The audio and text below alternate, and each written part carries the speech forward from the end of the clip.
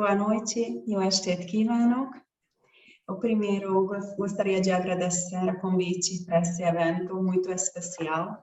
Pessoalmente, dos meus favoritos é István Örkény, então fico muito feliz que vocês vão falar sobre ele. Vocês sabem que nesta feira literária comemoramos István Örkény, dos escritores mais significativos da literatura húngara. Escritor, dramaturgo, é mestre, dos maiores mestres do grotesco literário no centro europeu, no século XX. Temos convidados hoje Alexander Jovovic, linguista, professor da Universidade de São Paulo, literário, tradutor dos contos István Örkény, a exposição das rosas, a família toda. Também, muito bem-vindo, Marcos Aurélio Schettino de Lima, cônsul honorário da Hungria na Paraná, advogado, responsável pela série Biblioteca Panônica, incluído Contos de Minuto de István Örkény. É importante de falar sobre nosso grupo de pesquisa de estudos húngaros na Universidade de São Paulo, porque sem esse grupo não poderíamos estar aqui, não poderíamos organizar um evento literário como assim. Os fundadores, professor Antônio Menezes, professor Rodolfo Politano, que infelizmente eu não vejo mais eles aqui na tela, que são os fundadores desse grupo de pesquisa. Também temos membros do grupo aqui, como Tina, Erika, Charlotte também. Hoje, vocês vão também escutar, ouvir peças de István Örkény. Quem vão interpretar esses textos é o Arielle de Souza Santiago, Arthur Sanz, Ivan Andrade, József Balázs, Eszter Dobos e Erika Kocsor. A moderadora da noite é Eszter Dobos, cônsul cultural e da educação, Consulado Geral da Hungria, São Paulo. É muito importante de falar quem organizou esse evento foi Erika Kocsor, que é membro da Hungarian Visiting Lecturer Network da Hungria, é professora da língua húngara na Universidade de São Paulo. Então, sejam muito bem-vindos. Desejo para nós um evento literário para próximos 60 minutos, eu acho. Obrigada. Esther? Muito obrigada, Anita. E eu sei que você vai ter que sair daqui a pouco, então muito obrigada pela presença. E eu também gostaria de cumprimentar todo mundo, todos os professores, a organizadora Érica, muito obrigada. Nosso querido cônsul honorário, Marco Aurélio, e todos os estudantes e todas as pessoas também que depois vão assistir essa aula de literatura gravado, né? Então, bem-vindos. E a gente vai falar hoje sobre o nosso grande escritor István Örkény, que, na verdade, é sempre atual, muito atual no século XX, mas continua sendo, como vão ver dos contos, sempre atual mesmo. Ele nasceu 110 anos atrás, em 1912, então isso é um dos motivos, um dos propósitos do nosso evento, nossa aula também, para lembrar dessa data. Outro motivo é que dentro da série da Biblioteca Panônica, que é o trabalho do Marco Aurélio, acabou de divulgar, acabou de emitir o terceiro livro, que é Os Contos de Minuto. Então, eu pessoalmente acho isso uma coisa muito, muito boa, emitir um livro em duas línguas, Como gostaria que depois falasse um pouquinho também sobre esse objetivo que tem a Biblioteca Panônica. E também tem os livros mundialmente conhecidos do Örken, a Exposição de Rosas e a Família Todt, que também foram recentemente reemitidos no Brasil. O tradutor desses livros é o nosso professor presente aqui, Aleksandar Jovanovic. E gostaria de também assim, iniciar perguntando a ele como é que foi esse contato com as obras do Örken, por que gosta, o que foi a experiência na tradução, nesse trabalho.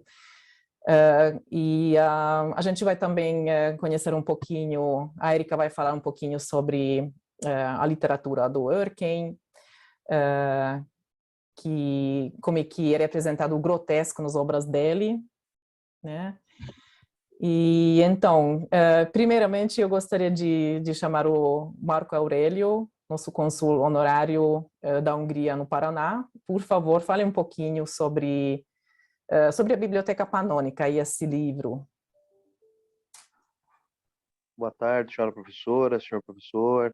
Boa tarde, minha estimada Érica, Balázs, querido, demais alunos aqui presentes. Alguns já acho que lembro um pouquinho, outros conheço pela primeira vez. É um prazer muito grande, agradeço. Peço desculpas pelo embargo da voz, que me pegou uma sinusite bem nesses dias aí, então tá meio ruim para a dicção e a compreensão das coisas, né? Mas a Biblioteca Panônica surgiu de uma necessidade de um material de estudo mais objetivo e mais voltado para o Brasil. Claro que não se tratam de livros didáticos, mas de obras selecionadas, com uma tradução e uma revisão para o português do Brasil e a possibilidade de você efetivamente poder comparar uma página em húngaro e o mesmo trecho, se possível, na mesma página em língua portuguesa e poder sentir muito tanto uma língua quanto outra. Aos senhores aqui presentes, não é necessário dizer que existem determinadas coisas que somente podem ser sentidas em língua húngara, né? Existem determinadas não só expressões, mas determinadas palavras, determinadas expressões, determinados sentir que é só em língua húngara, na minha opinião. Além da língua húngara ser muito pontosan, né? Muito precisa naquilo que se pretende dizer. E a obra de István Örkény foi uma vitória nossa, porque nossa, eu digo minha, do professor Ferenc Pál, que também é responsável na Hungria pela Biblioteca Panônica, pela concessão dos direitos de publicação sem uma limitação georreferenciada e com a possibilidade de download gratuito da obra em número ilimitado. A obra de István Örkény ainda não é de domínio público, os herdeiros ainda possuem direitos incidentes sobre as obras, sobre a comercialização das obras, e nós tivemos contato na Hungria com o Proscenium, que é um escritório de advocacia que representa os interesses, e eles ficaram muito entusiasmados com a iniciativa, apoiaram, os herdeiros também, e a obra em si é encantadora, né? Realmente são personagens. Eu me lembro um conto que me marcou muito e que é muito húngaro no sentido, aquele conto do soldado alemão e do médico que cavava uma uma uma cova, uma trincheira para um cavalo e começa a discutir literatura com o soldado alemão e termina sendo assassinado por esse soldado, porque o soldado alemão não conhecia Goethe, não conhecia ninguém da literatura alemã, né? Então isso mostra um modo muito húngaro de sentir as coisas, um momento muito preciso na história, mas tem um sabor em língua húngara muito diferente.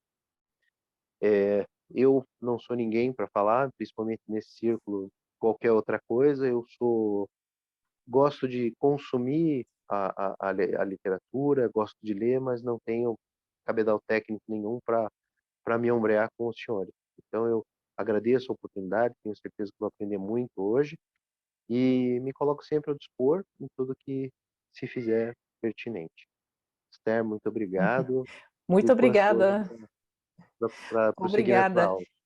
Eu sei que a emissão desse livro, a Biblioteca Panônica toda, conta com o apoio da Agência Cultura Petőfi, da Hungria, né? Poderia falar só um pouquinho sobre essa conexão e que os planos do futuro ainda tem vários livros pela frente, certo?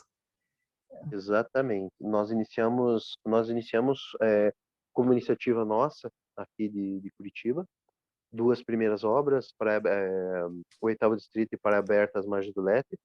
Depois, Istvan Örkény, 11 poetas húngaros, que nós pretendemos lançar até o dia 7 de dezembro, que é o quarto livro. O Apóstolo, que é a quinta obra, e mais uma obra de Sándor Petőfi para o ano que vem.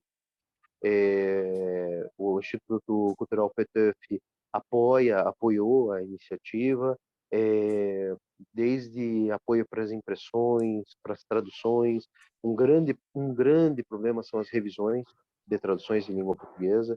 Quer dizer, nós temos excelentes, grandes talentos aqui no Brasil, mas efetivamente ainda são dominantes em língua portuguesa os portugueses, né, de língua portuguesa de Portugal.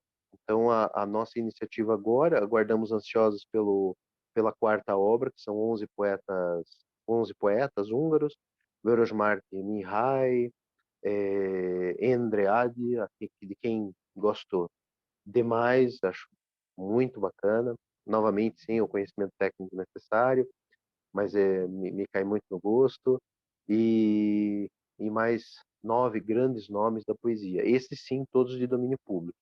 E o Apóstolo, que conta, inclusive, com alguns trechos do desenho em quadrinho que vai ser lançado ano que vem na Hungria. Essa obra do Sándor Petőfi será lançada em quadrinhos e o autor gentilmente nos cedeu para ilustrar o Apóstolo, que agora se encontra em fase de revisão da tradução que foi feita.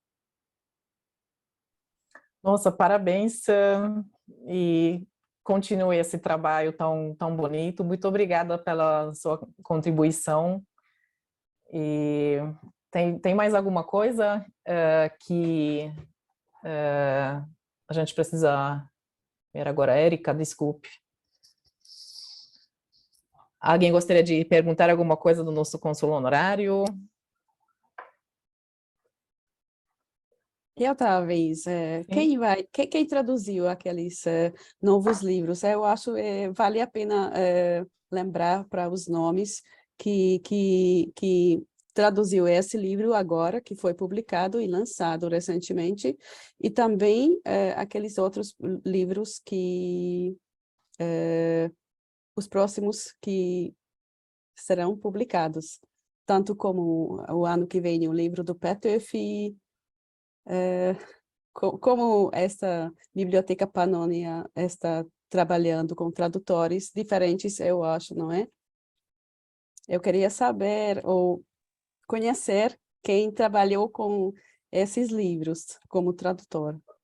Os tradutores geralmente são o professor Ernesto Rodrigues e o professor Joaquim Pimpão. E a revisão é feita pelo professor Ayrton Uchoa, aqui do Brasil. E isso encontra algumas particularidades, porque muitas vezes existem torneios linguísticos que não se usam no Brasil e se usam muito em Portugal e vice-versa. Então, nas traduções, muitas vezes eu lembro de uma na segunda obra, que, que é o Praia Aberta, Margem do Leste. Você, num determinado ponto ali, se você for observar, ele está falando cãos, né? C-A-O-S, cãos. E no Brasil não existe, teoricamente, essa palavra. Existe no léxico, mas não é utilizada. Nós usamos cães. E ficou cãos porque o tradutor do texto, não me lembro se era o professor Joaquim Rodrigues ou o professor Joaquim Pimpão, disse que a tradução tinha que seguir como estava lá. Então, em geral, são esses dois tradutores, esses amigos que gentilmente também nos cedem as traduções, e aí as revisões, sim, todas as revisões são feitas pelo professor Ayrton Cho, trabalha muito tecnicamente, trabalha muito bem, e muitas vezes encontra essas dificuldades e sabe contornar essas questões que são muito de pormenor e efetivamente traz aí um sabor para a obra muito diferente. Porque a tradução para a língua húngara, na minha opinião, a parte mais difícil é você traduzir o sentimento que existe e que é tão claro em língua húngara. Em língua húngara é possível você sentir literalmente aquilo que se fala. Então, você traduzir isso para o português é um desafio. E você aí fazer a revisão da tradução para você efetivamente manter esse sentido, esse sabor, isso é uma obra de arte. É muito difícil, é inestimável. Obrigada.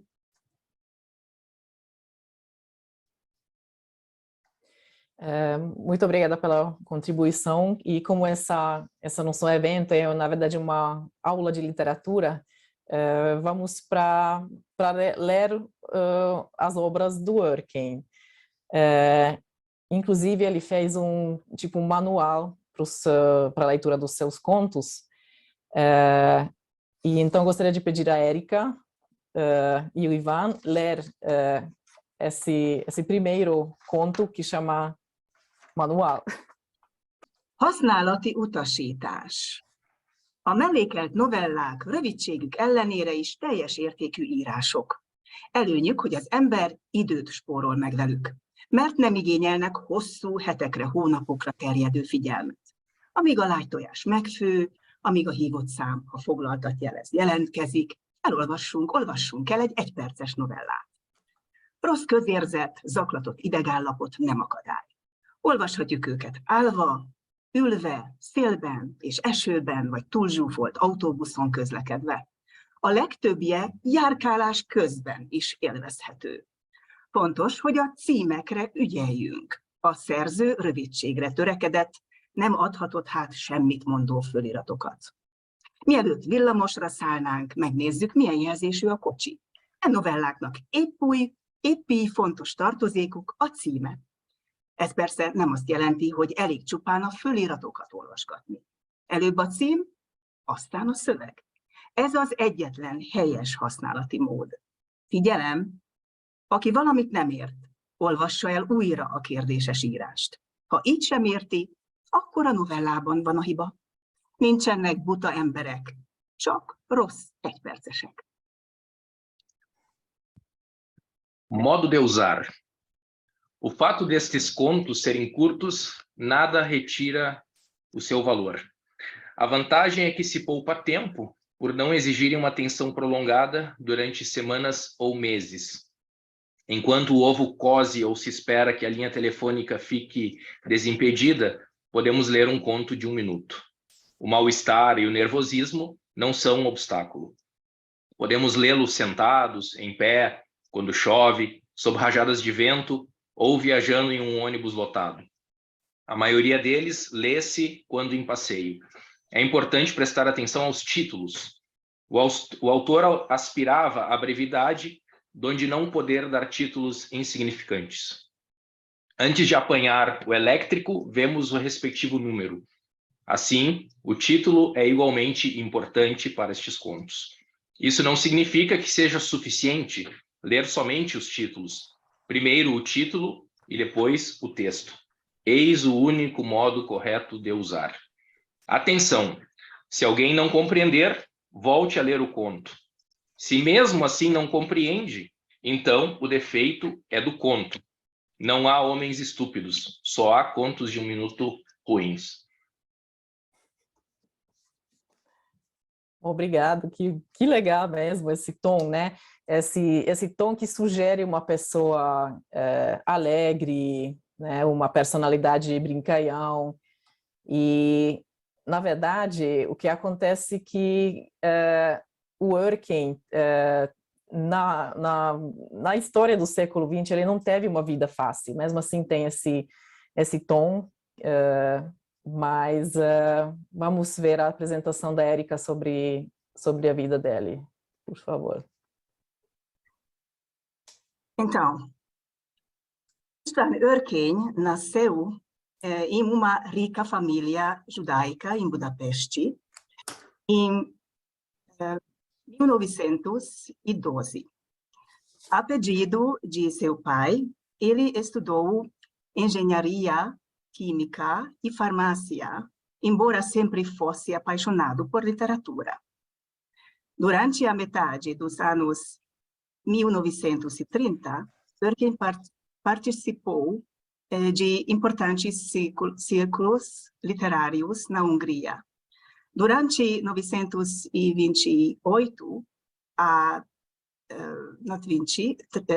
38 e 39, ele viveu em Londres e Paris. Depois que Hitler invadiu a Polônia em setembro de 1939, ele voltou para casa em Budapeste no último trem.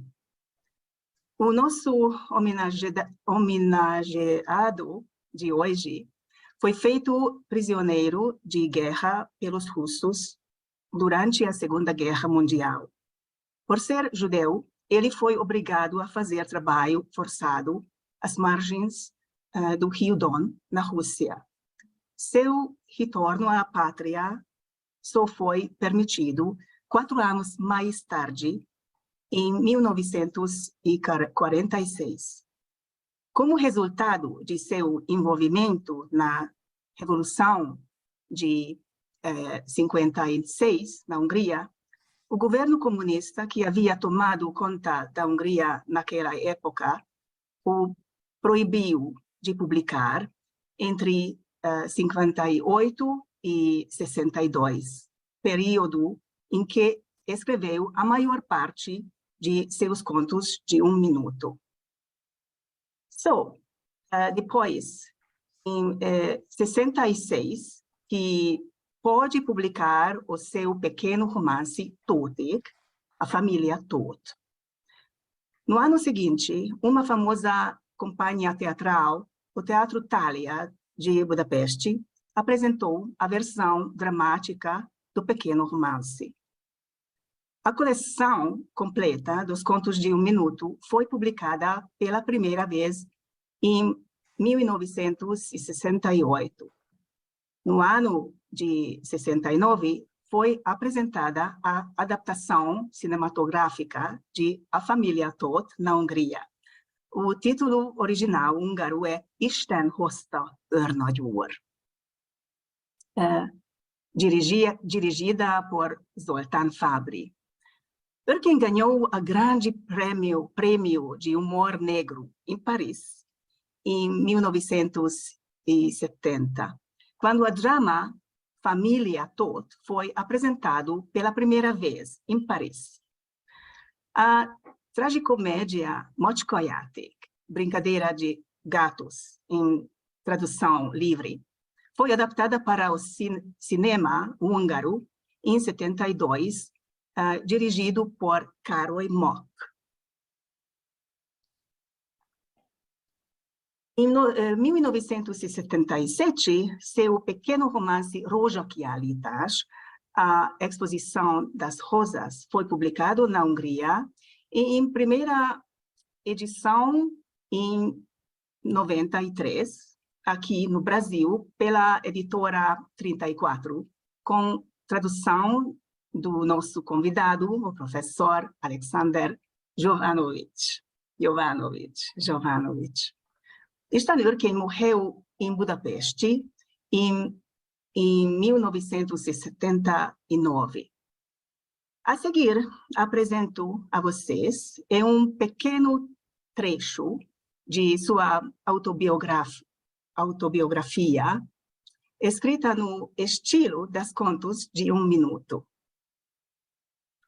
Como resultado, veremos que aquilo que pude produzir nestas circunstâncias, um par de romances de duração variável, 5 ou 6 contos e 2 peças para o teatro, Escrevi-o secretamente, por assim dizer, nas poucas horas vagas que consegui roubar a história. Talvez seja por isso que sempre busquei economizar as palavras, optar pela brevidade, a precisão, procurando pela essência, muitas vezes com pressa, assustado a cada toque da campanha, porque eu não poderia esperar coisa boa nem dos Correios, nem de qualquer outra pessoa que batesse a minha porta. A fim de ilustrar a obra do Tolkien, vamos ouvir alguns contos de 1 minuto, lidas por Esther e Ariely, depois por Balázs e Ivan. Obrigada. O conto que eu vou ler é A Casa az Otthon. Az otthon. A kislány még csak 4 éves volt. Emlékei bizonyára összemosódtak, s az anyja, hogy tudatosítsa benne a küszöbön álló változást, odavitte a szöges drótkerítéshez, és messziről megmutatta neki a szerelvényt. Nem is örülsz? Ez a vonat visz haza. És akkor mi lesz? Akkor otthon leszünk. Mi az, hogy otthon? Kérdezte a gyerek. Ahol azelőtt laktunk. És ott mi van? Emlékszel még a mackódra? Talán a babáid is megvannak még. Anyu, kérdezte a gyerek, otthon is vannak őrök? Ott nincsenek. Akkor, kérdezte a kislány, onnan meg lehet majd szökni? Ariely. A casa. A menina tinha só 4 anos e as suas recordações eram muito confusas. Para lhe fazer entender a mudança próxima, a mãe levou-a ao arame farpado e mostrou-lhe o comboio ao longe. Não estás contente? É o comboio que nos vai levar para casa. E depois? Depois ficamos em casa. O que é a casa? Perguntou a criança. É onde vivíamos antes. E o que há lá? Lembras-te do teu ursinho? As tuas bonecas também devem estar lá. Mãezinha, pediu a criança, em casa também aguardas? Não. Então, perguntou a pequena, podemos fugir de lá?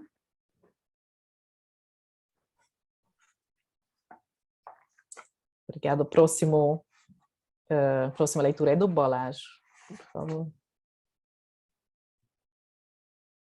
Sim. In Memoriam Dr. KHG. Hölderlin ist Ihnen unbekannt? Kérdezte Dr. KHG, miközben a lódognak a gödröt ásta. Ki volt az? Kérdezte a német őr. Aki a Hyperiont írta, magyarázta Dr. KHG, nagyon szeretett magyarázni. A német romantika legnagyobb alakja. És például Heine? Kik ezek? Kérdezte az őr. Költők, mondta Dr. KHG. Schiller nevét sem ismeri? De ismerem, mondta a német őr. És Rilkét? Őt is, mondta a német őr, és paprikavörös lett, és lelőtte Dr. KHG-t. In memoriam Dr. KHG. Nunca ouviu falar de Hölderlin? Perguntou o Dr. KHG, enquanto abria a cova para a carcaça do cavalo. Quem foi? Perguntou o guarda alemão. O autor da Hyperion, explicou o Dr. KHG. Gostava muito de explicar tudo. A maior figura do romantismo alemão. E, por exemplo, Heine. Quem são eles? Perguntou o guarda. Poetas, disse o Dr. KHG. O nome de Schiller também não lhe diz nada? Claro que conheço, disse o guarda alemão. E Rilke? Esse também, disse o guarda alemão, que se pôs vermelho como um pimento e abateu o Dr. KHG. Então, obrigada pelas leituras. Eu vou chamar agora, por favor, o professor Alexander para falar um pouquinho sobre a literatura do Tolkien, o grotesco, como é que isso renovou a literatura húngara também.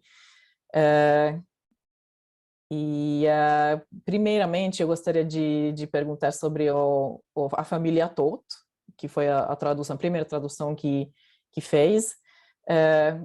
O que foi a sua experiência quando estava trabalhando nessa tradução? Jó napot kívánok, köszönöm a meghívást. Boa tarde ou boa noite a todos. Muito obrigado pelo convite, prazer em estar aqui. Bem, vamos por partes, como diz o outro, não é verdade?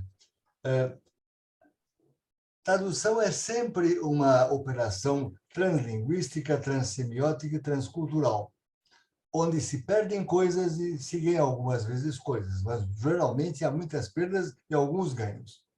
No caso da família Tóth, que absolutamente, quer dizer, há uma sobreposição da literatura do absurdo e do grotesco, a tradução ela representou uma dificuldade específica. Falar sobre as diferenças morfossintáticas entre o português e o húngaro é perder tempo aqui nesse momento, evidentemente. Um dos grandes desafios de traduzir do húngaro para o português, por exemplo, é exatamente o fato de a língua húngara ser muito mais sintética do que o português analítico. Apenas a título de exemplo, eu lembro que Guerra e Paz do Tolstói, no original russo, são 2 volumes. A boa tradução em húngaro é um volume só, para ver quanto a diferença morfossintática se faz sentir. Uma das dificuldades, um dos desafios foi, na família Tóth, a tradução disto, evidentemente, tentar ser o mais sintético possível também, não ser prolixo, uma vez que, se comparado o húngaro com o português tem maior prolixidade por ser uma língua analítica. Agora, eu tenho alguma experiência com tradução na vida, mas eu costumo ser também, na entrega das traduções, pontual. Todavia, a família Tóth, a tradução da família Tóth, fez com que eu atrasasse 1 mês, exatamente 30 dias, no prazo previsto para a editora, pela editora e para a editora. Eu concordei nesse prazo. Um dia antes da tradução, e se eu abro um parênteses para explicar, um dia antes do prazo esgotar, eu liguei para a editora e disse, olha, eu vou atrasar. Como assim? Eu vou atrasar, mas quanto tempo? Eu falei, não sei.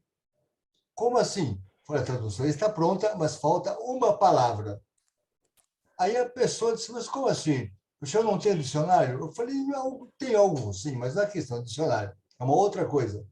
Depois eu explico, agora eu não posso explicar. Bom, existe, dentre outras coisas extremamente interessantes na família Tóth, entre grotesco, absurdo, etc., existe uma forma de tratamento que o Tóth dirige ao major do regime fascista, diga-se de passagem, na guerra, não é? Que ele chama o major de Sörnöd. Ora, ele joga com uma questão fonológica, ele na verdade, faz um trocadilho entre Örnöd e Sörnöd, e Sör. Evidentemente, deixar este elemento de fora seria absolutamente violentar o texto. A única forma que eu encontrei em português, eu tive que encontrar uma forma em português de transcriar este jogo fonológico, mas semântico, que, na verdade, expressa uma ironia, um humor corrosivo, não é? Um corrosivo mesmo, porque é claro que, naquele contexto de guerra, etc., e tal, desrespeitar, como o próprio major diz no texto, não é? Que a pessoa podia ser fuzilada se tratasse assim um major, etc., e tal, deixar de fora, deixar de transcriar.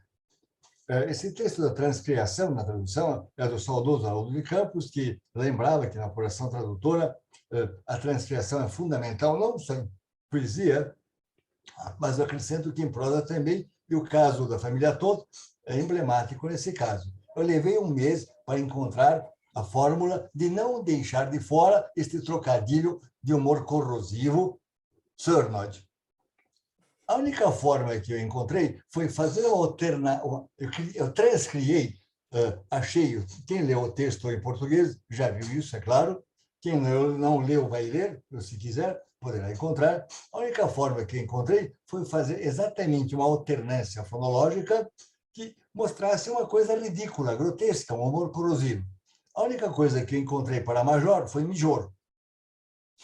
Eu não tinha outra saída, mas isso levou um mês até encontrar uma forma que mais ou menos correspondesse àquilo que foi feito pelo Örken. É claro que eu volto à questão das perdas e dos ganhos. Eu tentei não perder na tradução esse aspecto do humor corrosivo, né? Desse desrespeito ao major, etc. Então, em época de guerra, que o Örken quis mostrar, entre outras coisas, no seu texto. Mas é óbvio que se perdeu. Não se perdeu em todo, mas houve uma perda, como outras várias. Pelo menos não total. Muito interessante isso. Parece um detalhe, né? Mas como o detalhe é importante, não é um detalhe. Pode mudar tudo. Não é um detalhe, porque deixar essa forma de tratamento pela qual o personagem se dirige ao major, evidentemente, o texto perderia totalmente o sentido. Teria que fazer o quê? Teria que simplesmente apagar várias passagens seguintes, inclusive aquela seguinte em que o major diz que não admite ser tratado assim, porque isso dá fuzilamento, etc. E tal. Quer dizer, o texto perderia totalmente o sentido. Sim. Gostaria de saber por que escolheu exatamente Örken e essa obra de Örken para tradução. Bom, eu acho que a importância do Örken, evidentemente, eu faço um outro parênteses, essa altura já não é parênteses, não são parênteses, acho que já são colchetes ou chaves, não importa, a matemática, né? Mas eu gostaria de fazer um outro parênteses. Evidentemente, a literatura grotesca do absurdo do Örken é extremamente importante, interessante. É claro que na Europa Centro-Oriental há vários autores que, de alguma forma, circulam na mesma esfera, desde o Kafka, que evidentemente, claro, cada autor é cada autor, cada país é cada país, cada literatura é cada literatura, mas, de forma geral, não é à toa que a Europa Centro-Oriental, devido à sua história de tragédias, etc. e tal, tem muitos autores que circulam nesta esfera do grotesco e do absurdo. Poderia citar, além do Kafka, o Jaroslav Hašek, também tcheco, o Daniel Harms, aliás, Daniel Yuvachov, o russo, o Ionesco, o franco-romeno Ionesco, o dramaturgo sérvio Dušan Kovačević, e também, evidentemente, o Istvan Örken. Eu acredito que o fato de haver uma sobreposição do grotesco e do absurdo, da literatura do absurdo, na obra do Örken, especialmente nesses dois contos, que torna isso interessante. Na verdade, quer dizer, essa literatura em que se sobrepõe, no caso, por exemplo, da família Todt, em que se sobrepõe o grotesco e o absurdo, apresenta um humor ou irracional. Então, essa questão que me deixou bastante interessado em fazer a tradução. Porque passagens como, por exemplo, vejam vocês, o que diz Mariška, a esposa do Todt, numa certa passagem: meu marido jamais chegou a magoar qualquer pessoa. Todt, nunca, uma única vez, aconteceu de confundir a esposa do professor Cipriani com espantalho. Quer dizer, evidentemente, são passagens absolutamente ridículas, se pensarmos no cotidiano, mas mostra o absurdo da situação que o nosso autor apresenta. Então, humor corrosivo. O dono do barril era detentor de um doutorado em Direito, mas ganhava 2 vezes mais com a limpeza das privadas do que seria capaz de receber se tivesse seguido a vocação de advogado. Evidentemente, o texto assim rico tinha que ser traduzido. Muito obrigada. Eu tenho mais uma pergunta. A Exposição das Rosas foi feita 10 anos depois da família Todt, a tradução. Como é que foi isso? Por que passou tanto tempo entre os dois? O que é a sua experiência sobre essa outra tradução? A Exposição das Rosas, Roja Krealitas, na verdade, na minha opinião, antecipa o reality show. Não deixa de ser isso. Afinal de contas, e tem outra coisa, a Exposição de Rosas é extremamente interessante, porque não só antecipa o reality show, que já existe na televisão há alguns anos, na verdade, mas também o próprio produtor da televisão, o Corom, o senhor Fuligem, quer dizer, tem um subentendido extremamente curioso. Eu critico o tradutor hoje, porque eu acho que devia haver uma nota de rodapé dizendo o nome do autor é Fuligem, mas isso é um detalhe, vou comunicar ao tradutor depois. Eu acho que essa altura acho que mereceria para que as pessoas refletissem a respeito dos jogos semânticos, etc., que ele faz. Veja, a exposição das rosas, na verdade, eu vou sintetizar a tentativa de mostrar ao vivo na televisão a morte de 3 personagens, de 3 pacientes, quer dizer, é uma coisa absolutamente ridícula se nós pensarmos em termos lógicos. Só que não há nada de lógico na literatura do absurdo e no grotesco, né? Inclusive o fato de que uma das menções interessantíssimas nesse aspecto é que a morte passou a ser o objetivo de vida. Quer dizer, como assim? Essa subversão da lógica, esse humor corrosivo, é extremamente interessante e, evidentemente, que esta sobreposição não poderia também deixar de ser apresentada no português. É claro que muitas coisas se perdem, eu tenho consciência absoluta disso, mas nunca há uma tradução perfeita. Sempre a tradução é um elemento de uma série. Sempre haverá outras soluções possíveis. O que pode haver é adequação ou inadequação. Acho que fundamentalmente é isso, não é? Obrigada. Existe também a questão histórica, a história do leste europeu do século XX, que se representa muito nas obras dele. O que acha, como é que essas obras podem ser atuais para leitores brasileiros, para outras culturas? Como é que dá para entender sem conhecer muito mais sobre a história da Europa? Evidentemente,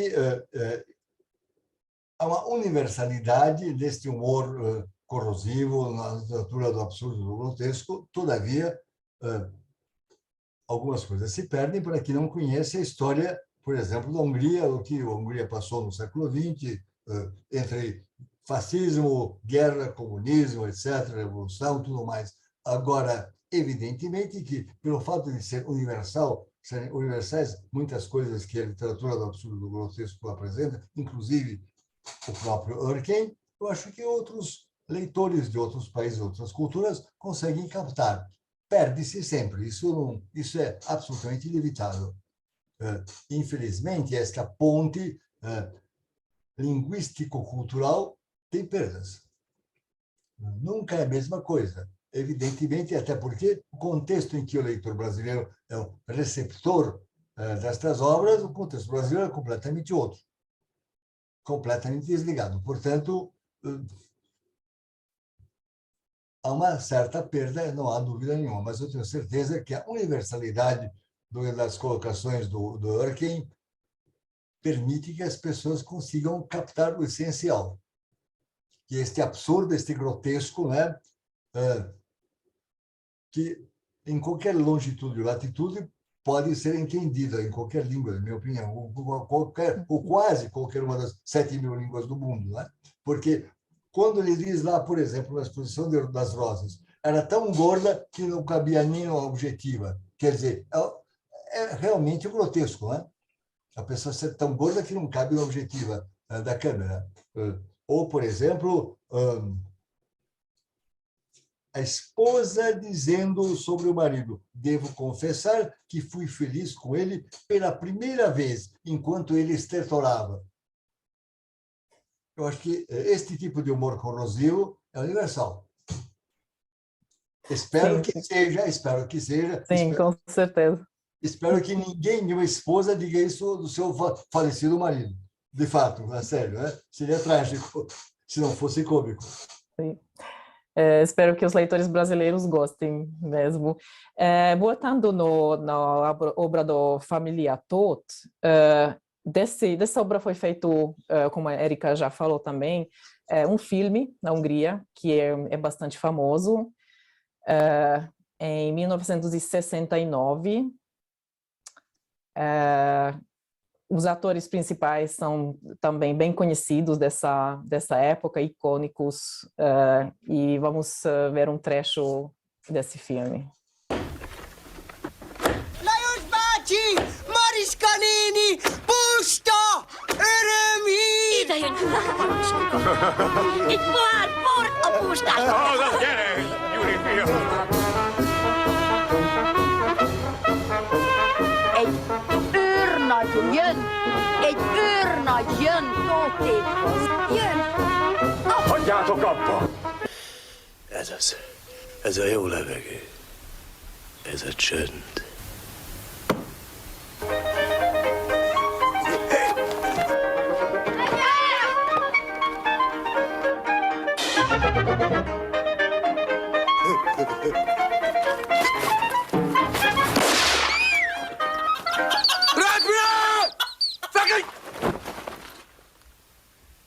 Nagyon nem jó, hogy a szívén fekszik. Nagyon boldogok vagyunk el, nagyon. És ez a levegő. Ez a csönd. Milyen keményen lépked, akár az apu. Gyönyörű ez az este. Nálunk az esték a legszebbek, és kész. Nem fáradtak? Remélem aludni akarnak, szólnak. Aludni? Még mit nem. Gondolj a fiunkra. Meghal a fiad, ha nem mész és bocsánatot nem kérsz a mélyen tisztelt őrnagy úrtól. Életem legboldogabb perce ez, hogy elkezdhetjük a munkát az új margóvágóban. Tótor kérem, merre van? Tessék nyugodtan kimondani, amire gondolni tetszik. Mi csinál a kedves papa abban a büdös budiban? Tervekedsz! Forral valamit! Talán már dobozolni se lesz hajlandó ma este. Kedves kis Tótocskám! Tótocskámó!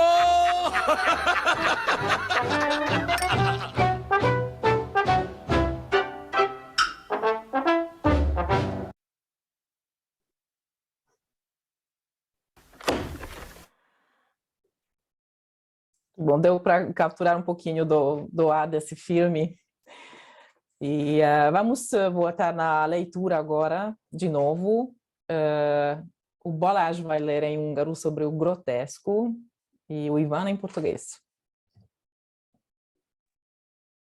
Arról, hogy mi a groteszk. Szíveskedjék terpeszállásba állni, mélyen előrehajolni, és ebben a pozitúrában maradva a két lába közt hátra tekinteni. Köszönöm. Most nézzünk körül, adjunk számot a látottakról. Íme a világ a fejtetőre állt. Világ fejtetőre állt. Férfi lábak kalimpálnak a levegőben, visszacsúsznak a nadrágszárak, s a lányok, ó, ezek a lányok, hogy kapkodnak a szoknyájuk után. Ott az autó. 4 kereke a levegőben, mintha egy kutya a hasát akarná megvakargatni. Egy krizantém. Kejfel Jancsi, vékony száraz égbe mered, ahogy a fején egyensúlyozza magát. Egy gyors vonat, amint füst csóváján tovarogok. A belvárosi plébánia templom a 2 tornyán lévő 2 kereszten lévő 2 villámhárító hegyével érinti csak a földet, és amott egy tábla a kocsma ablakában. Friss, csapolt sör. Bent egy dülöngélő vendég. Fejjel aláfelé elhozza sörét a söntésből. A sorrend, lent a hab, rajta a sör, bent a pohár talpa. Egy csöpp nem sok, de annyi se csordul ki. Tél van? Hát persze, hiszen felfelé szállingóznak a hópelyhek, és az égbolt jégtükrén lóbálózva iringálnak a korcsolyázó párok. Nem könnyű sport. Keresünk most már vidámabb látványt. Imhol egy temetés, fölhulló hópelyhek közt, fölcsöpögő könnyek fátyolán át végignézhetjük, amint a sírások 2 vastag kötélen fölbocsátják a koporsót. A munkatársak, ismerősök, közeli és távoli rokonok, továbbá az özvegy, meg a 3 árva göröngyöt ragadnak, és elkezdik a koporsót haigálni. Jusson eszünkbe az a szívettépő hang, amikor a sírgödörbe ledobált rögök megdobbannak és szétomlanak. Az özvegy sír, jajonganak az árvák. Milyen más érzés fölfelé hajgálni? A koporsót eltalálni mennyivel nehezebb? Először is jó göröngyökre van szükség, mert a porhanyós abja félúton szétesik. Van hát kapkodás, lótás, futás, taszigálódás a kemény rögökért. És hiába a jó göröngy, a rosszul célzott rög visszahull, és ha eltalál valakit, pláne ha egy gazdag, előkelő rokont, kezdődik a vihorászás, a káröröm, egészséges kuncogása. De ha minden stimmel, kemény a rög, pontos a célzás, és telibe találja a deszkakoporsót, megtapsolják a dobót. Derűs lélekkel térnek haza, és sokáig emlegetik a nagy teli találatot, a kedves halottat és ezt a mókás, pompásan sikerült szertartást, melyben nyoma sem volt a képmutatásnak, a tettetett gyásznak, a hazudott részvétnyilvánításnak. Kérem, szíveskedjenek kiegyenesedni, amint látják, a világ talpra állt, önök pedig emelt fővel, keserű könnyekkel sírathatják kedves halottaikat. Sobre o grotesco. Faça o favor de abrir as pernas, inclinar-se profundamente para frente e, nessa posição, olhar para trás entre as duas pernas. Obrigado. Agora, vamos olhar em volta e dar conta do que vemos. Aí está, o mundo pôs-se às avessas. As pernas dos homens agitam-se no ar. Os canos das calças arrepanham-se e as meninas, as meninas, como tentam segurar as suas saias.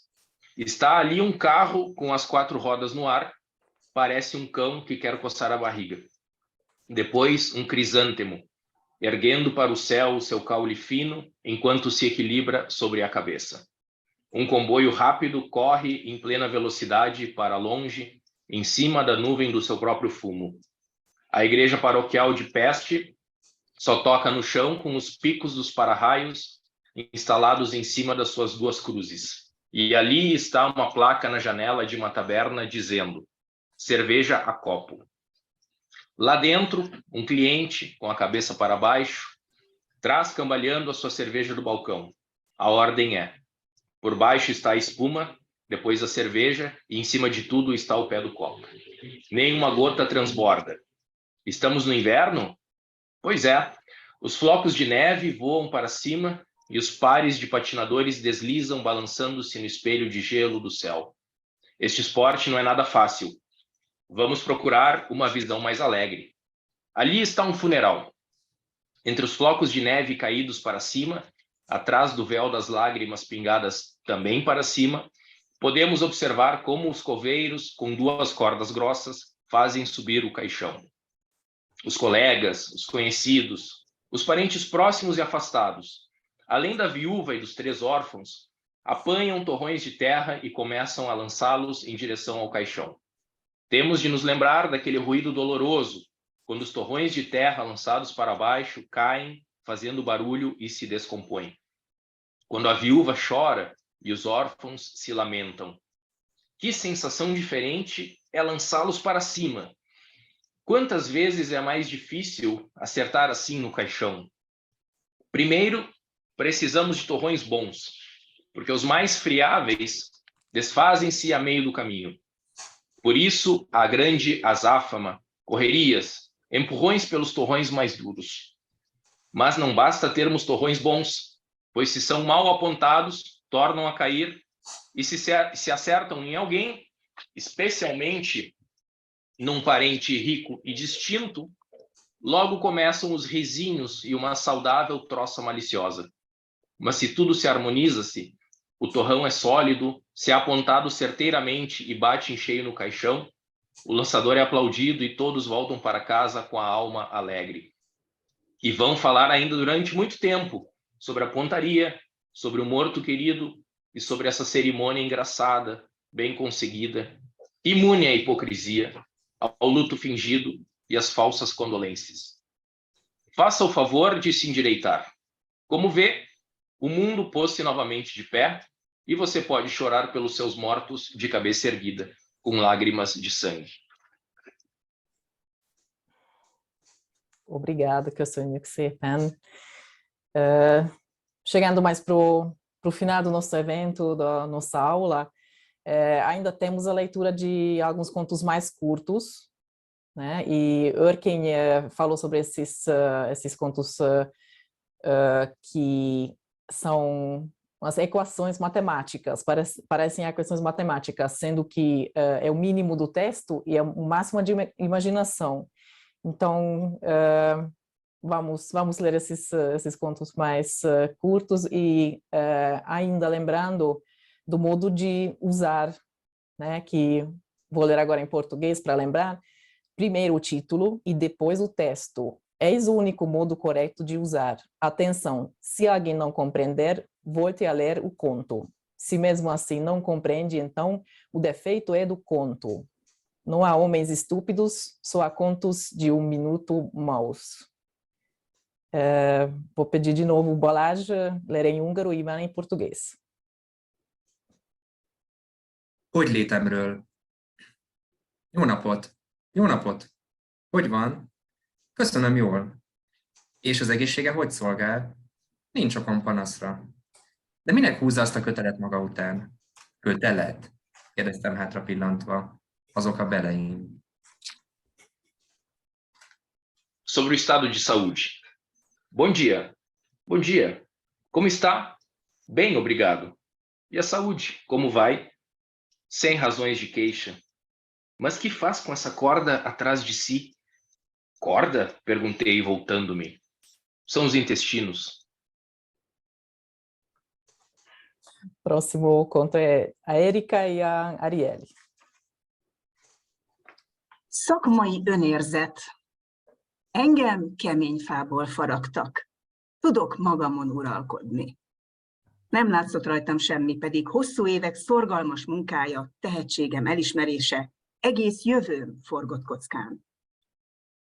Állatművész vagyok, mondtam. Mit tud? Kérdezte az igazgató. Madárhangokat utánzok. Sajnos, legyintett, ez kiment a divatból. Hogy? A gerle búgása, a nádiveri cserregése, a fűrj pitypalatyolása, a sirály víjogása, a pacsirta éneke? Passé, mondta unottan az igazgató. Ez fájt, de azt hiszem, nem látszott rajtam semmi. A viszontlátásra, mondtam udvariasan, és kirepültem a nyitott ablakon. Unidade profissional. Eu sou caráter forte. Eu sei dominar-me. A cara não me denunciava, embora o trabalho diligente de longos anos, o reconhecimento do meu talento e o meu futuro estivessem em jogo. Sou um imitador, disse. O que imita? Perguntou o diretor. O canto dos pássaros. Infelizmente, fez um gesto desanimado. Passou de moda. Como? O gemer da pomba, o chileado pinta-roxo nos canaviais, o canto da codorniz, o grito da gaivota, o cantarolar da cotovia? Passou, disse o diretor aborrecido. Isso doeu-me, mas creio que não deixava transparecer. Adeus, disse eu delicadamente, e saí a voar pela janela aberta.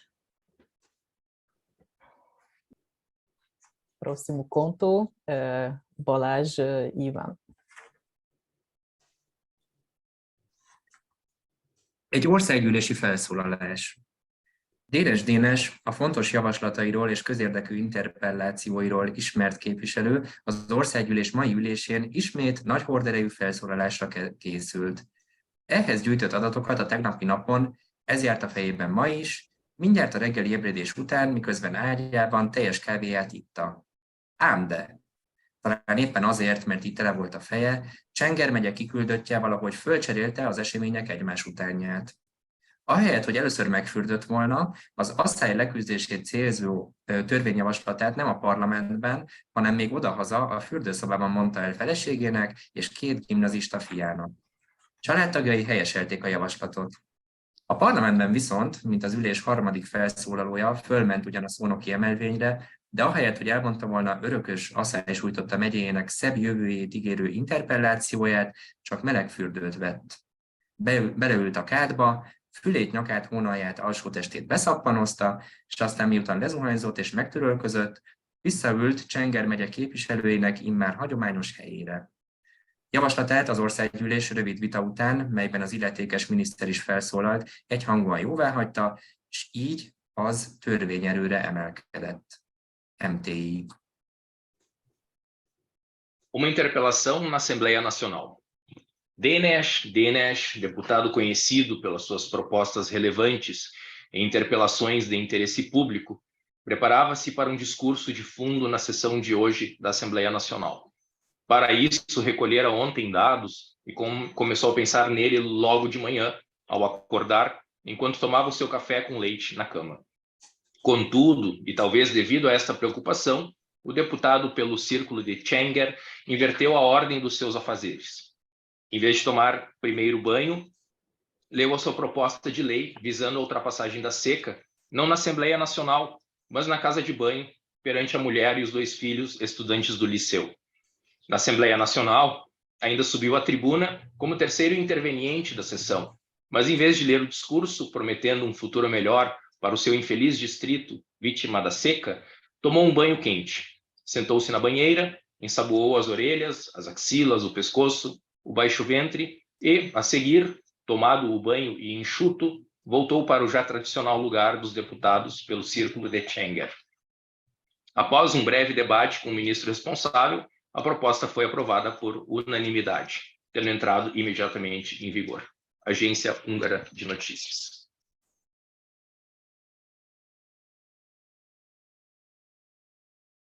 Egy pocsolya emlékiratai.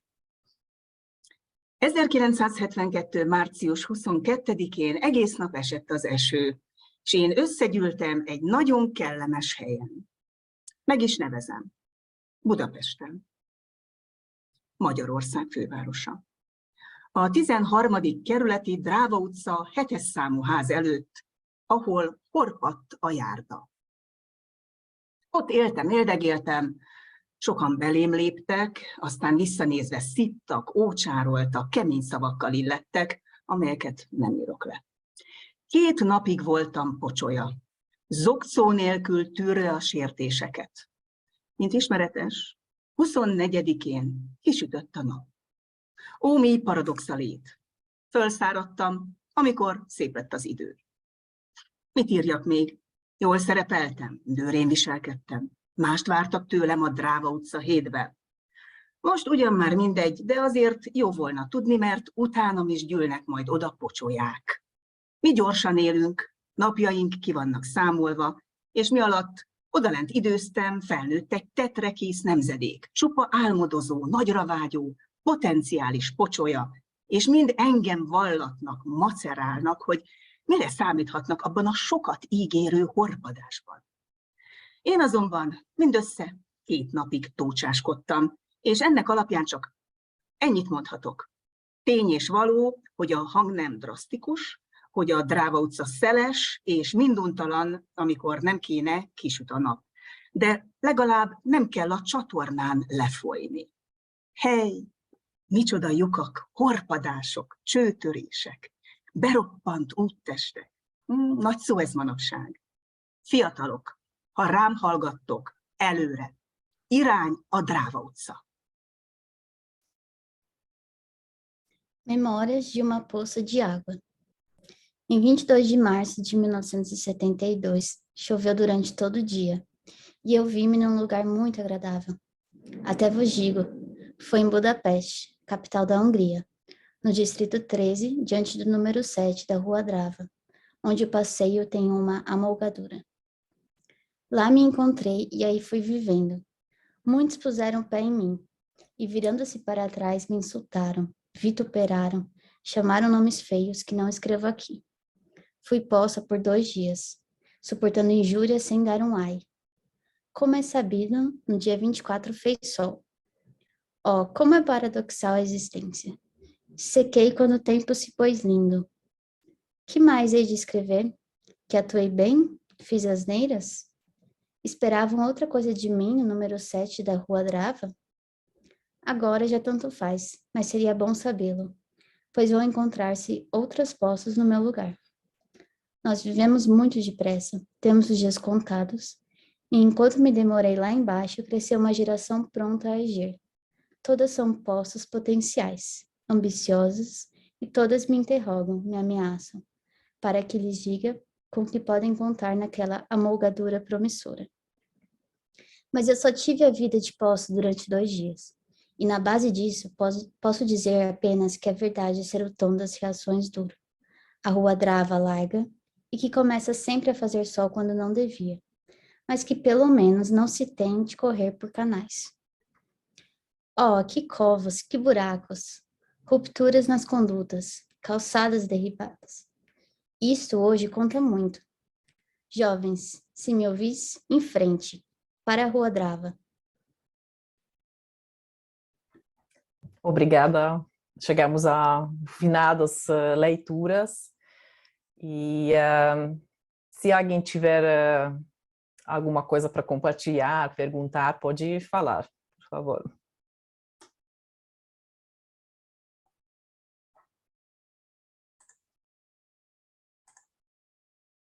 Todo mundo pensando no que ouviu. Eu gostei muito de ouvir as leituras em português, realmente interessante para mim como é que fica diferente a tradução, a lógica da língua. Então, gostaria de agradecer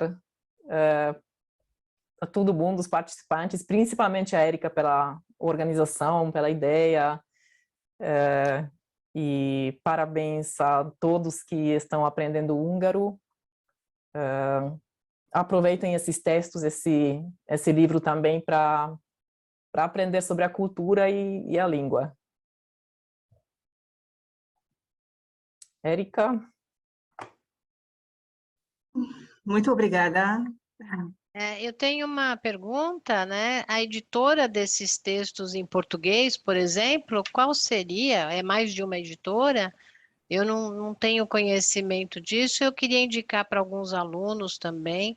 Achei bem interessante, porque mesmo esses contos de 1 minuto, né, seria até interessante, por exemplo, para os alunos, ter também o texto em português e o texto em húngaro, porque são curtos, né? Então, e parecem que não são muito difíceis no vocabulário, tão difíceis. Vocês sabem qual é a editora dos livros em português? Então, quem emitiu é uma editora, é a Biblioteca Panônica, que a gente conversou no início, que é o projeto do cônsul honorário da Hungria no Paraná, ou seja, o Marco Aurélio Schettini de Lima. Esse livro está disponível na internet para baixar. Eu até posso mandar aqui o link, né, para todo mundo que bom, poder muito ver. interessante. Isso. Só um momento, já vou mandar.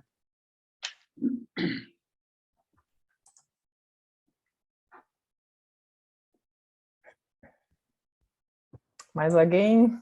Eu achei muito bacana a gente abordar escritores modernos.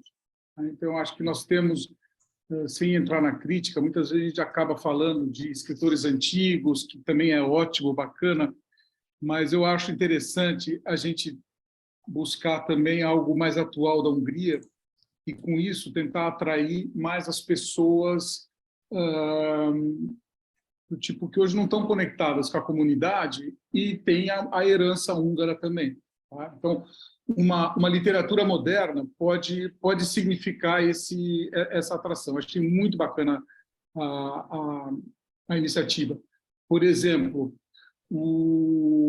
a Companhia das Letras fez muita propaganda do último livro, pelo menos o último livro traduzido no Brasil, do Krasznahorkai, o Shotan Tongo, né?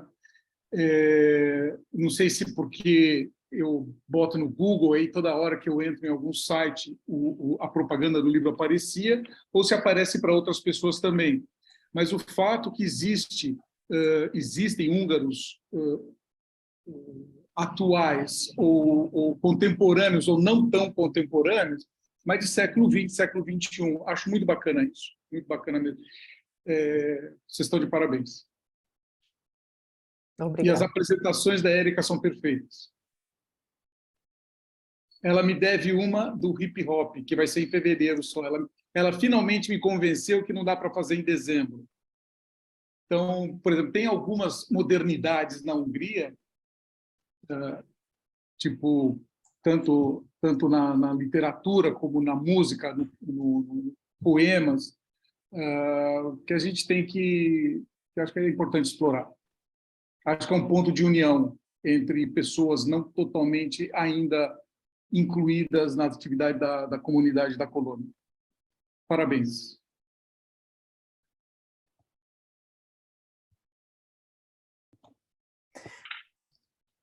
Obrigada. Agradeço realmente a participação de todos e espero que essa gravação alcance muitas pessoas. Vamos encerrar então nossa aula. E boa leitura para todos. Você mandou o link? Mandei. Aqui no... Espera aí. Achei. Não desliga não. Deixa eu pegar, copiar. Deixa eu copiar. Ótimo, perfeito. Obrigado. Eu queria também agradecer para a professora Jovanovic pela participação e também eu queria perguntar se ainda o professor tem alguma coisa para compartilhar aqui com a gente. Sobre as traduções, sobre o próprio working. Eu acho que o essencial foi dito nesse horário que foi projetado, não é verdade, Tina? Muito obrigado. Tá bom, obrigada. Muito obrigado. Muito obrigada, gente.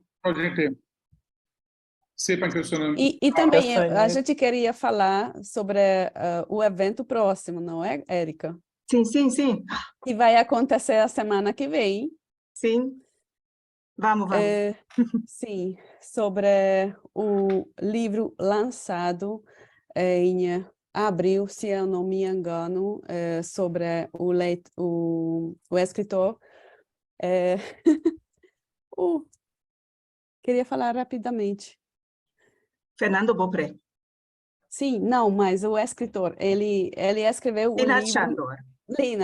Sándor Linnárd, sim. Então, a semana que vem a gente vai conversar com o professor Bopré sobre esse livro que ele escreveu e também fez uma pesquisa sobre o escritor húngaro que morava no sul, em Santa Catarina, e produziu vários livros em várias línguas. Então, eu acho que vai ser uma coisa bem interessante também. Que dia? 7, se não... Quarta? 7. Eu acho 7. Sim. Beleza, não tem jogo. Importante. Uhum. Não tem jogo, não. Às 4 horas. 4. Sim, 4 horas da tarde. 4 horas da tarde vai ser o evento também, online. Assim, todo mundo poderia participar. Quem não, pode assistir depois, porque também vai ser gravado. Igualmente como esse, e vai ser compartilhado no YouTube, no canal YouTube da Estudos Húngaros, na FEFELESH. Estudos Húngaros da FEFELESH, USP FEFELESH. E que mais outra coisa? Talvez o professor Rodolfo queria falar algumas coisas sobre esses eventos, sobre alguma coisa do grupo de pesquisa, ou talvez o Janaspiri. Eu gostaria de agradecer a presença do professor Jovanovic, meu colega, meu camarada, agradecer imensamente, agradecer a participação dos alunos, o apoio institucional e moral da Esther, do Balázs, porque eu creio que a gestação, né, desse trabalho que começou lá atrás, né, que é muito bom nós vermos os frutos, né, começarem a surgir. E surgir de uma forma que agregue as pessoas. Como o Paulo mesmo mencionou, quanto mais agregarmos, melhor, né? Um grupo de pesquisa, um grupo de estudos, acima de tudo, além de ter um foco acadêmico, um foco metodológico, com seriedade metodológica, com seriedade de gestão de projetos, ele implica em trazer justamente discussões, trazer informações, trazer formação para os alunos. E nós lá, quando iniciamos, eu e o professor Antônio Menezes, iniciamos esse grupo lá atrás, imaginávamos isso. Infelizmente, a pandemia nos deu uma parada. Um banho frio, né, que deu, porque a interação ela é importantíssima, né? A interação entre as pessoas é importantíssima. E agradecer o empenho de todos aqui que estão presentes, da Érica, principalmente, por ter idealizado, organizado. E na semana que vem estaremos juntos novamente. E eu espero que isso sirva, né, como uma provocação e como um estímulo para que todos, né, todos os integrantes do grupo de estudos, né, proponham, né, sempre proponham temas, proponham seminários, tragam. Dessa forma, você começa a criar uma produção, seja didática, seja acadêmica, e sem perder o pé, né, sem perder o pé daquilo que está lá no fundo, né, lá atrás, que é justamente trazer os húngaros, né, sem querer ser ufanista aqui, mas trazer, né, os húngaros que realmente fizeram diáspora, para trazê-los de volta, né? Esse é um papel tem sido desempenhado de forma muito importante, tanto pelo consulado quanto pela Casa Húngara. Então, isso é uma coisa que tem que ser pontuada. Eu enxergo, né, o nosso trabalho dessa forma, né? Eu enxergo um tripé, cada um com o seu papel, cada um com a sua função, com a sua importância, que justamente dá estabilidade a esse trabalho que a gente está vendo que gera frutos, né? E é muito emocionante. Eu tenho essa tradução foi uma honra ter conhecido pessoalmente o professor Jovanovic, porque eu tenho essa tradução, e a Tim é minha testemunha, eu tenho essa tradução amareladíssima, né? Eu comprei ela... E a Érica também viu o livro. A minha tradução, meu exemplar, os meus exemplares amarelados. E essa questão da tradução é sempre muito, muito interessante, porque eu olho para a tradução de uma forma... o mais próximo que eu chego é através da hermenêutica jurídica, né? Da interpretação jurídica, que tem muito a ver com a semiótica. O professor Alexander sabe disso, tem muito a ver com a semiótica. Mas ela é uma coisa que eu acho fascinante na literatura, né? Eu acho muito interessante quando você traz, né, faz a tradução de uma língua para outra. Então, eu me sinto muito honrado de participar, né, de um evento como esse e ver como foi interessante, profícuo, e espero poder contribuir, e que convido a todos, né, a pensarem, né,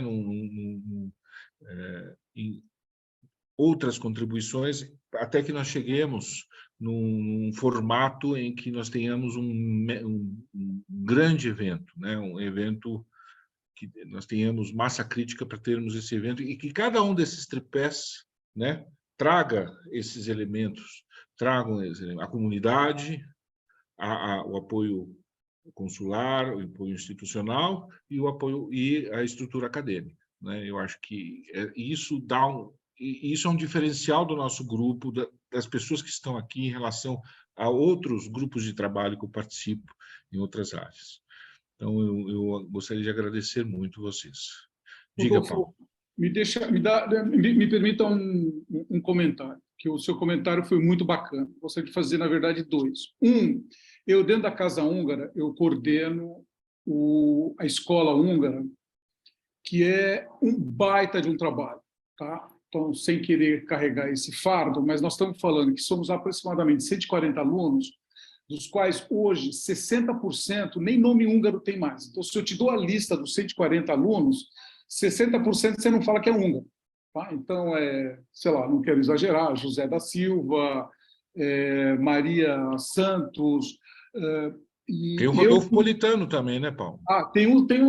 Aí sim, aí tem os Thanos, né, o que é perigoso. Mas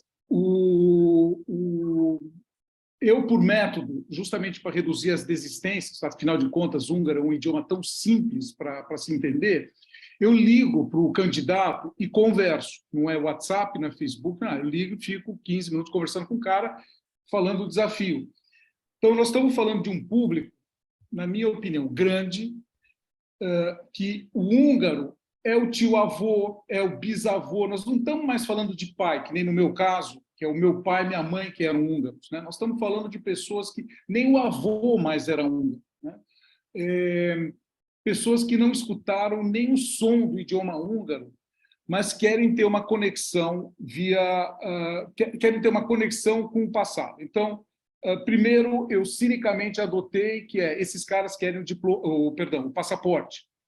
Tá? Então, eu fiz uma pesquisa e eu diria para você que metade querem o passaporte. Então, eu pensei que 80%, 90% querem o passaporte. 50% só quer o passaporte, os outros 50% utilizam uma palavra em comum, que é a busca a busca da herança, a busca do passado, das tradições, mesmo que estão falando de um tio-avô que mal e mal conheceu quando tinha 5 anos de idade. Tá? Então, a gente atingir esse público, tá? Não só o acadêmico, quer dizer, você pode balancear os dois, acho muito bacana. Dentro desses 140, nós temos pessoas húngaros que vivem em Rondônia, Pará. No Pará tem 4 ou 5, tá? Recife. Então, não estamos falando só dos tradicionais, São Paulo, Paraná, Santa Catarina, Rio Grande do Sul. Minas, e Minas também não é só Belo Horizonte. Nós temos aqui presente o Ivan, tá? Ele não é húngaro, tá? E tem um baita interesse sobre a Hungria. Tem 4 ou 5 pessoas dentro desses 140 que fazem o curso porque tem interesse pela cultura húngara, né? Então, esse é um ponto. Segundo ponto, aí só um plim-plim, dentro da Casa Húngara, a gente começou um trabalho bem seminal, está bem no começo, o que a gente está chamando de, exageradamente, de planejamento estratégico. Tá? Então, como que a gente atinge, o que a gente quer para casa, o que a gente quer para a comunidade, como que a gente atinge esse povo. Tá? Como é que você vai chegar num cara que está no Tocantins, sei lá, não quero exagerar, outro dia, já faz, antes da pandemia, que é outro dia, eu tive em Sinop, tá? E tem um hotel chamado Toto, né? T-O-T-H, né? Tem um húngaro perdido lá em Sinop, tá? Tipo, longe para burro daqui. Então, como é que a gente atinge e atrai esse pessoal para continuar justamente esse trabalho que está sendo feito aqui, né? Então, tipo, porque se nada for feito, daqui de 10 anos, a gente é história, tá? Tipo, em algum arquivo que você vai só achar no Google, né? Mas a coisa aos poucos vai morrendo. Então, esse trabalho de planejamento estratégico, como a gente atinge o que a gente quer, e aí você tem 2 públicos, né? O público mais antigo, ainda muito conectado com a cultura húngara, porque pai, mãe e tudo mais, e nós temos essa geração, que eu sempre me refiro a eles, os tiktokers, tá? Onde o húngaro é 16%, 8%, né? Tipo, já está lá longe, né? Então, era isso, mas achei muito pertinente o seu comentário, muito bacana. Todos aqui já ouviram eu dizer isso, muitos de vocês já ouviram eu dizer isso, eu acho muito importante nesse trabalho. Primeiro, a questão acadêmica traz a institucionalização, né? Não é... O trabalho acadêmico é um trabalho institucional, ele é um trabalho que requer... e metodológico, né? Sem falsas modéstias, né? O que diferencia o trabalho acadêmico do resto... Talvez um dia vão ajudar a criar professores húngaros para a comunidade mesmo, eu acho. Sim, tá. Espero. Aí o trabalho acadêmico, ele serve para quê? Para fomentar justamente uma análise, um fundamento, uma metodologia e, ao mesmo tempo, institucional. E essa questão institucional, tanto a universidade quanto por exemplo, o consulado, quanto os representantes do governo húngaro e tanto quanto a Casa Húngara, trazem esse elemento institucional. Mas o ambiente acadêmico ele é perene. Então, nós vemos que existem várias pessoas que não têm origem húngara, né, e têm interesse pela cultura húngara. Né? E, senão não teríamos traduções, né? Não teríamos, não existiria isso, não existiria. Agora, o que mais, o exemplo mais comovente, tem a professora Spiri aqui que não me deixa mentir, o exemplo mais comovente é o do Guimarães Rosa, né? Que existe eu acho assim, eu brinco que aquela antologia de contos húngaros do Paulo Lona, o melhor texto é o prefácio. Isso é só uma provocação, claro, é o prefácio do Guimarães Rosa, que mostra que o quanto e impressionou ele tanto, o tornou tão apaixonado em relação aos húngaros, que ele faz pequenas provocações, né, ao longo do texto dele em português. Então, eu acho que nós precisamos de ter mais Guimarães Rosas, né, ter brasileiros que se apaixonem, brasileiros que se identifiquem com a cultura húngara, porque, de certa forma, nós temos algumas similaridades, né, o panculturalismo, né, existem algumas similaridades, claro que com as devidas proporções, com as devidas ressalvas. Então, eu acho que a Casa Húngara, nesse sentido, ela tem o seu papel, né? E é importante cada um preservar o seu papel e agir de forma estruturada. Agora, Paulo, não esqueça que tudo isso começou há uns... Né, a Shotzi está aqui, não sei se ela está nos ouvindo. Tudo isso começou lá atrás, né? Essa retomada, né? Quando nós criamos lá atrás, eu e o professor Antônio, lá atrás o curso de difusão e língua húngara, que foi um curso aberto, um curso de extensão dentro da universidade, que não tem obviamente a mesma... A diferença de agora é que no leitorado nós temos um peso acadêmico, né? Nós temos uma função acadêmica, mas que ajudou a trazer muita gente que estava espalhada por São Paulo, né? Agora estamos ganhando o Brasil pelo fato de estarmos dentro do campo virtual, e isso foi, sem dúvida, eu vejo isso como um grande divisor de águas. Mas cada coisa tem o seu tempo, cada coisa tem o seu papel, né? Passou-se essa fase, e eu acho que a gente tem que assumir, cada um na sua função, cada um no seu papel, assumir aquilo que podemos contribuir. E agregar pessoas, né? E dessa forma, então, eu queria terminar dando boas-vindas ao professor Jovanovic, que está nos honrando também, participando do grupo de estudos, né? Do grupo de pesquisa, que é institucionalizado dentro do CNPq. Então, nós tentamos trazer esse aspecto institucional, né? Acadêmico e institucional. E é importante ter essa conexão, né? Essa conexão tanto com a Casa Húngara, quanto com alunos da USP, com acadêmicos, com não acadêmicos. Eu acho que essa integração foi bastante materializada nessa e devemos agradecer isso à iniciativa da Érica, né? Sem sombra de dúvida. E também não podemos esquecer... E que nos sirva de provocação. Sim, e também não podemos esquecer que também provocou um pouco, ou muito, aquela tentativa que o governo húngaro criou aquele processo facilitado para receber nacionalidade húngara, cidadania húngara, que eu acho foi grande coisa nesse processo de revitalização da língua húngara no Brasil. E também não podemos esquecer que temos mais que um tradutor e vários tradutores ótimos na comunidade, como o professor Jovanovic e também aqui Zsuzsanna Spiri.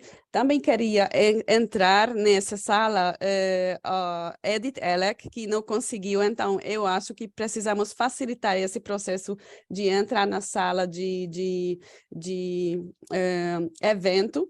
E também podemos mencionar Nézio Nasher, que é um ótimo tradutor de poemas.